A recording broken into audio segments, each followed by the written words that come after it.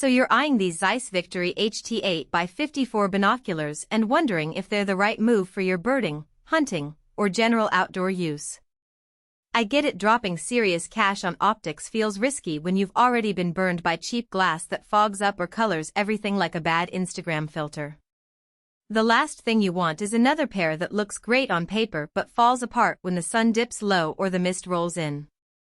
Link is in the description if you want to check the product details on Amazon.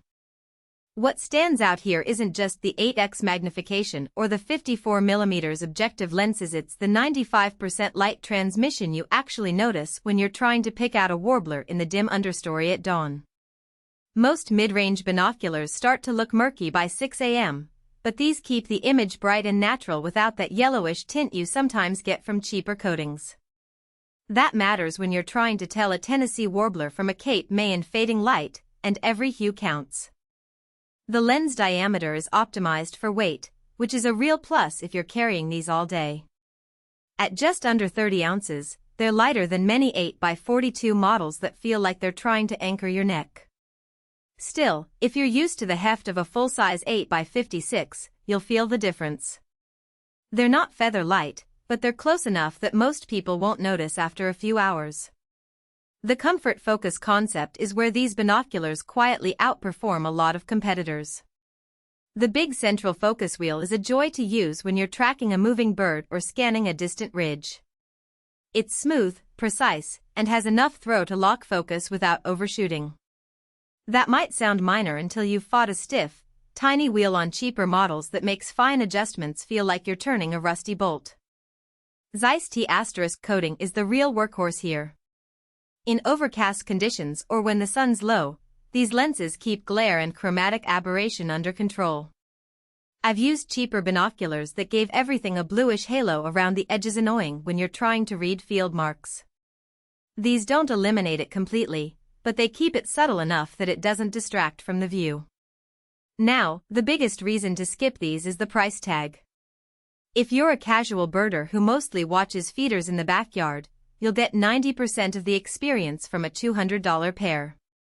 These are for people who need the extra light and clarity for dawn patrols, long-distance spotting, or low-light hunting. Another trade-off is the field of view. At 8x, it's comfortable and stable, but not as wide as some 8x42 models. If you're used to sweeping a wide swath of sky, you might find yourself panning more than you'd like. These binoculars shine when you need reliability in changing light. If you're heading out at sunrise for waterfowl or hiking at dusk for deer, the extra light transmission and color fidelity make a noticeable difference. They're also built well enough that they'll survive a drop or two without the alignment going out of whack, something you can't say about a lot of budget optics. Who should buy these? Birders who chase migrants at dawn, hunters who glass fields at first light, or photographers who need a reliable handheld spotter before setting up a tripod. If you're okay spending the premium for that extra clarity and don't mind the slightly narrower field of view, these are worth it. Who should skip them? If you're a beginner who's still figuring out what you need, or if you mostly use binoculars in bright midday conditions, you'll be fine with something less expensive. Same goes if you're on a tight budget or already own a solid 8x42 pair that meets your needs. At the end of the day, these binoculars deliver where it counts, in the low light and fine detail that separates "I think I saw" from "I can confirm it's a." If that's the kind of performance you need, the Victory HT 8x54 is a solid pick. Check the link in the description if you want to take a closer look at the specs and see if they fit your setup.